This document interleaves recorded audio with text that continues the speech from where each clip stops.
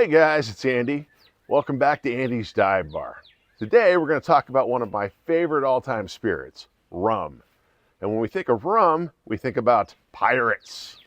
So I thought for fun today we'd interview a real live pirate and see what their life is like. So let's go. Ahoy mateys, I be Scurvy Jack, terror of the seven seas. So Captain Scurvy, tell me, is buying rum in the Caribbean cheaper than other parts of the world? Oh, aye.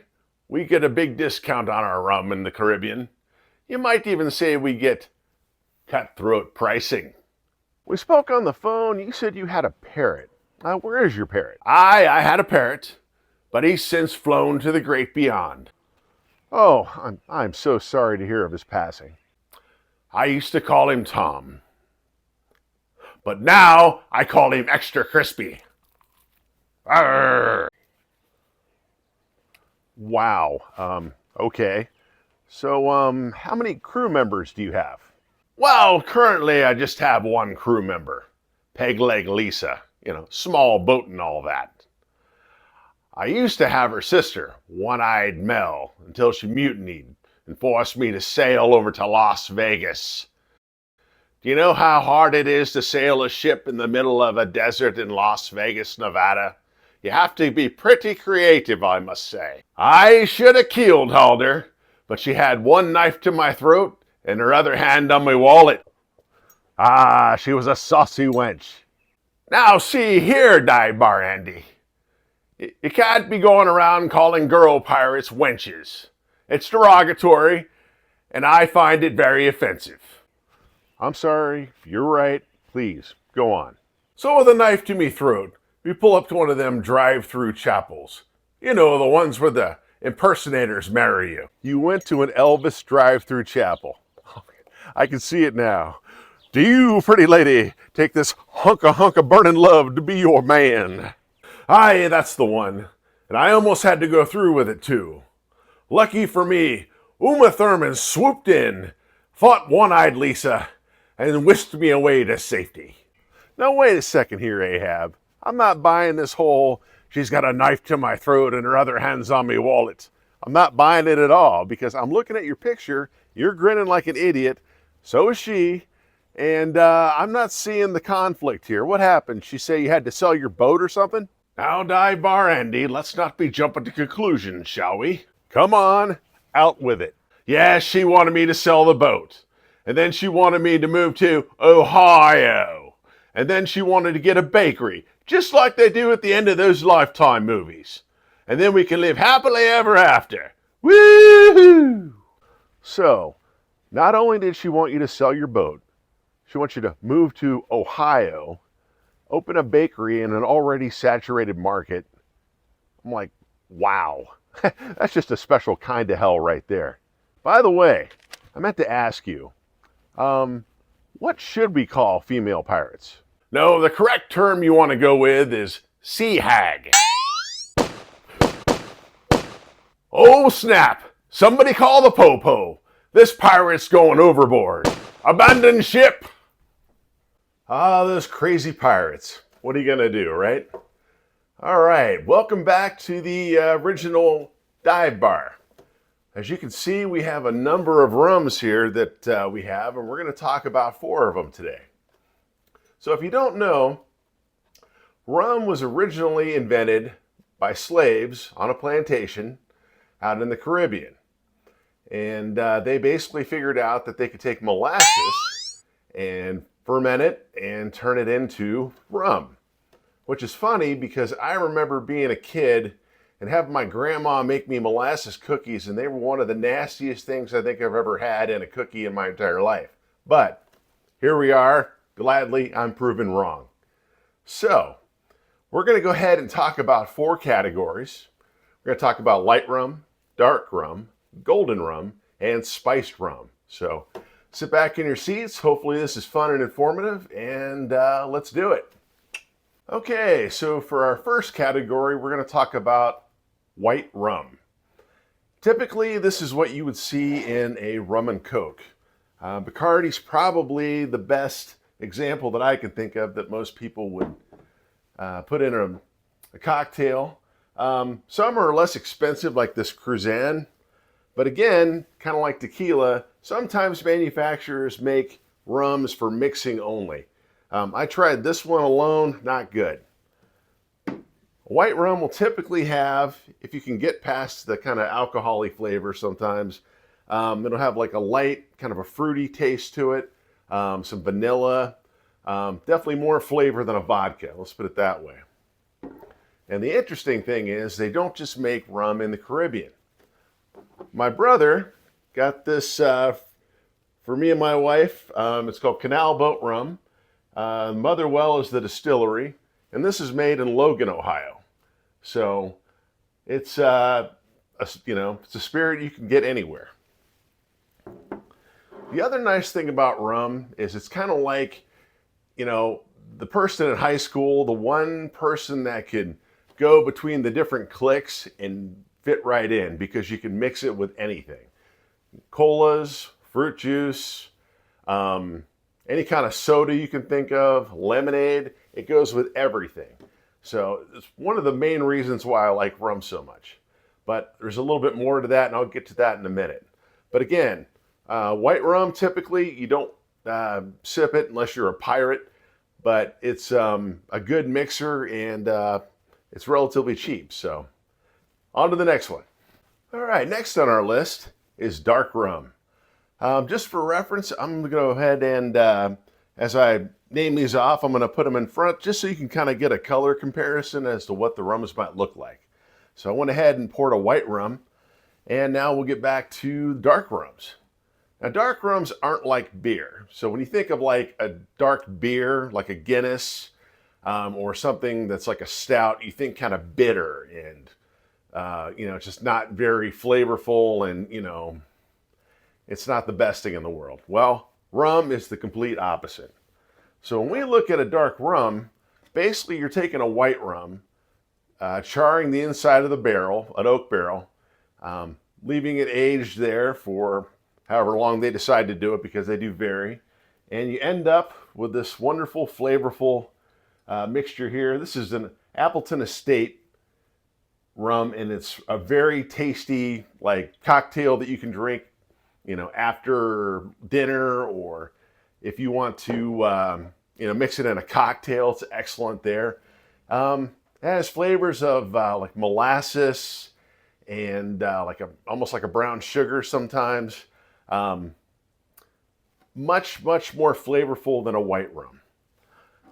Another brand that I'm going to be talking about here at the end is called Plant Array. And guys, this is a find. So both the Appleton and the Plant Array are both very good options for sipping as well as mixing with cocktails. Obviously, the Cruzan, like the last one, good for mixing. I don't recommend sipping it. So we'll move on to the next one. Right after we pour our shot. Booyah.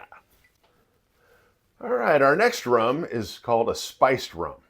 Now, a spiced rum can either be a dark rum or it can be a golden rum mixed with spices. Spices like cinnamon, nutmeg, vanilla, and something called cardamom, which I've never heard of before. But when mixed together and joined with a very cold Coke in an ice-filled glass, this makes the tastiest two ingredients on the face of the planet. And I kid you not.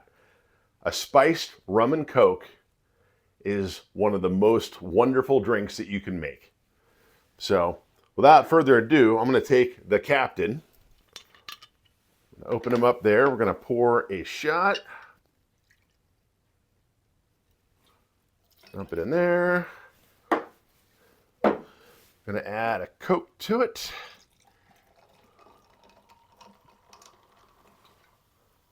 Take our fancy spoon and spin that sucker around so it's nice and mixed well.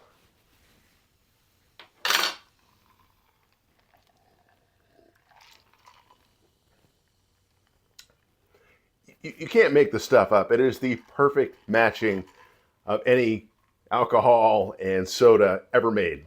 It's just wonderful. So with that, want to give you guys a little bit of an insight as far as buying spiced rum. Obviously, the Captain is the best known and the most popular. Very good. Probably right around 15 bucks, somewhere in there. Bacardi maybe slightly less, still really good. The Kraken. It's a darker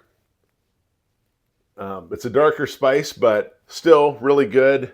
And again, you can't taste the darkness unless, of course, you're a rum connoisseur, which most of us aren't. So the value, ladies and gentlemen, is in this big bottle right here. This is called Admiral Nelson, okay? This is 1.75 liters of spiced rum for the same price, if not less, than the Captain. And I can almost guarantee you'll never be able to tell the difference. This is value in a bottle. Highly recommend it if you're on a budget and you want to have something to keep around for cocktails, for watching the game or whatever. Admiral Nelson is the way to go if you're trying to save a few bucks. And honestly, who isn't? It's the same stuff. Just buy this one.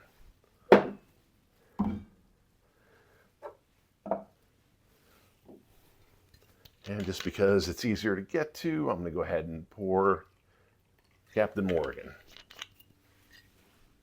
Ta-da! On to the next one.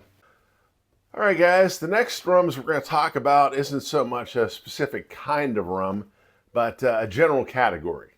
So what we're looking at here is flavored rums.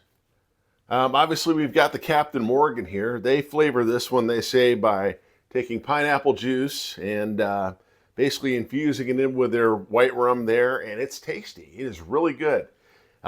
This is probably, I want to say it's right around between 9 and 12 bucks, somewhere in there, but this goes well with Sprite or, add some lime juice to it.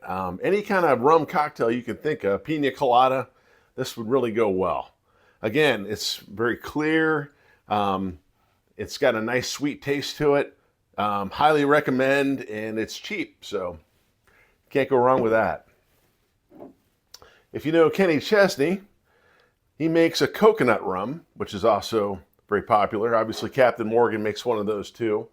Both of these are very sweet. This one might be slightly tastier, but again, by saving $7 a bottle at least, Captain Morgan is the way to go, because honestly, once you mix it in with whatever cocktail you're going to make, you're not going to notice. So unless you want to go with the Kenny Chesney notoriety, I say just go with the Captain. Lastly, we have Plantaray. Again, you're going to hear this again. Stegan's Fancy Pineapple Rum.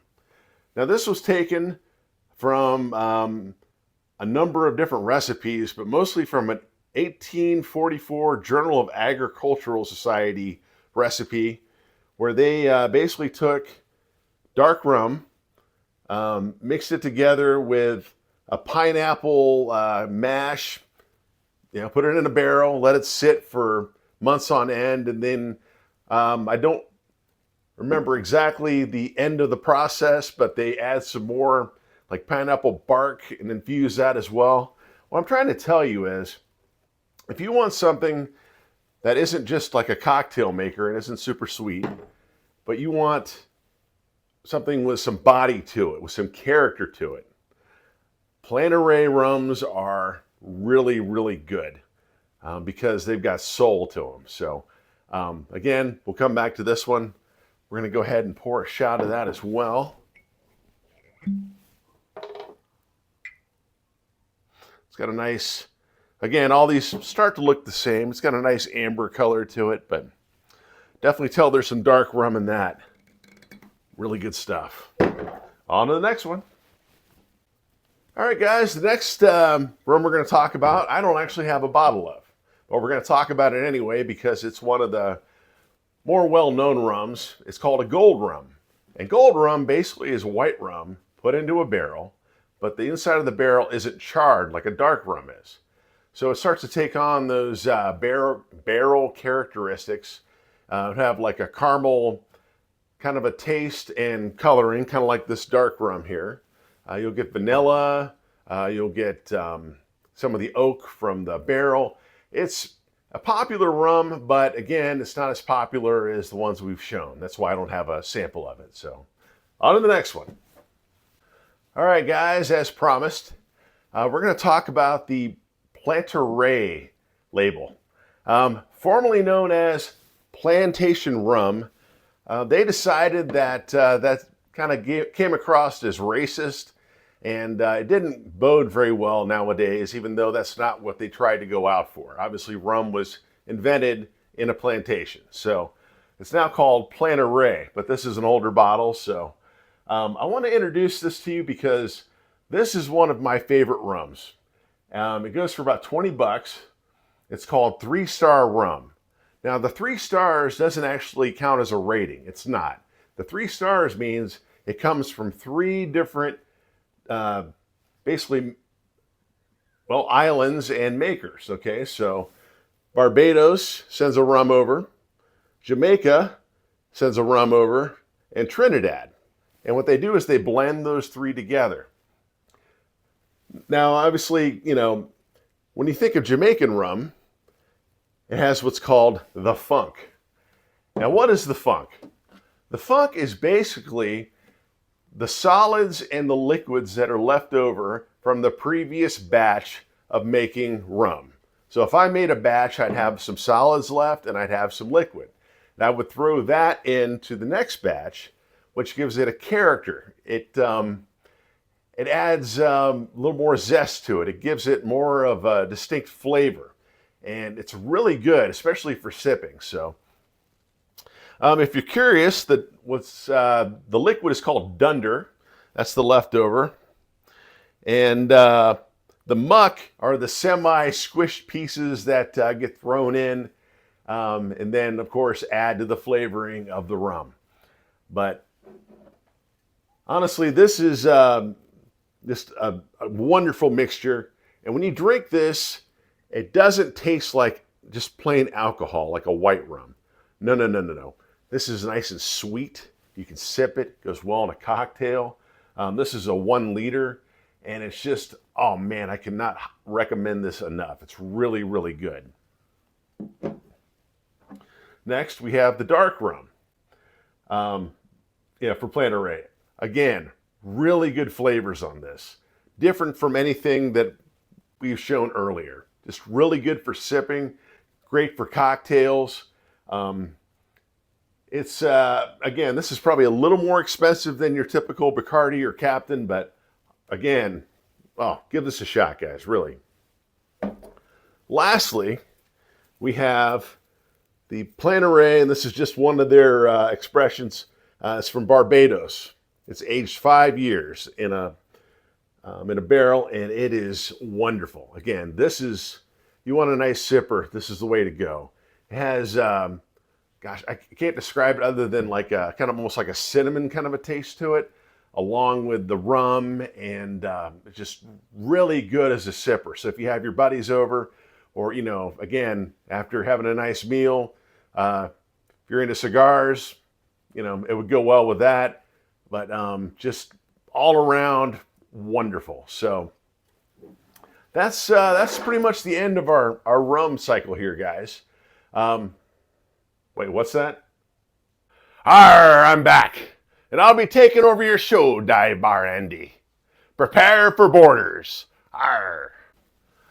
Well, guys, it seems like our pirate friend is trying to make up for a lost ship. So he's going to try to come aboard. So before that, we're going to go ahead and pray real quick. Lord, we pray that you would prepare our pirate friend for the butt whooping of his life. I'm going to change my shirt, and we're going to meet him head on. He's kind of like my nemesis. We'll see you guys next time. Until then, like and subscribe. Bye-bye.